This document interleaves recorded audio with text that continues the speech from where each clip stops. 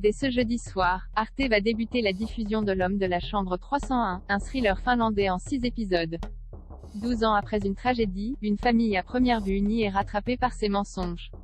De quoi ça part? Été 2007, Finlande. Alors que les courtis passent leurs vacances aux annuelles dans leur cabane, Tommy, 2 ans, est tué d'un coup de feu. Elias, un voisin de 12 ans, est tenu pour responsable de sa mort.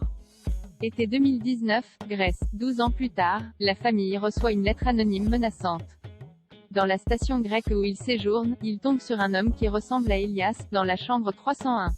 Est-ce vraiment lui? L'Homme de la Chambre 301 est diffusé les jeudis 23 et 30 septembre à partir de 20h55 sur Arte. Un thriller psychologique familial, première série finlandaise de la BBC. L'Homme de la Chambre 301 est un thriller dramatique se déroulant sur 2 périodes, 2007 et 2019. Et comme toute bonne série à flashback qui se respecte, la première a une incidence sur les événements de la seconde. En 2007, la famille Courti se rassemble pour fêter l'été dans leur maison au milieu des bois. C'est dans cette forêt que le jeune Tommy est abattu. La responsabilité du meurtre incombe à Elias Lepo, un préadolescent maussade et acnéique vivant à proximité, qui commet de petits vols à l'étalage et éprouve une fascination inquiétante pour les couteaux et les armes à feu. Il est condamné et envoyé dans un centre de réhabilitation.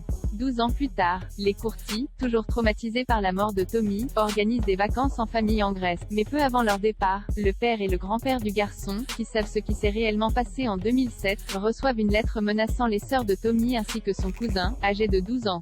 Le grand-père va alors être persuadé que Léo, l'homme de la chambre 301, est en réalité Elias. Au fil des épisodes et grâce aux nombreux flashbacks, le spectateur apprend peu à peu la vérité sur le déroulé de cette journée fatidique.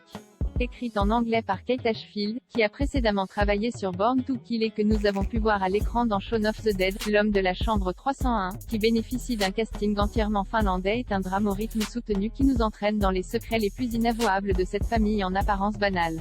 Avec ses nombreux rebondissements, ce thriller promet de nous captiver tout au long des 6 épisodes que contient cette saison.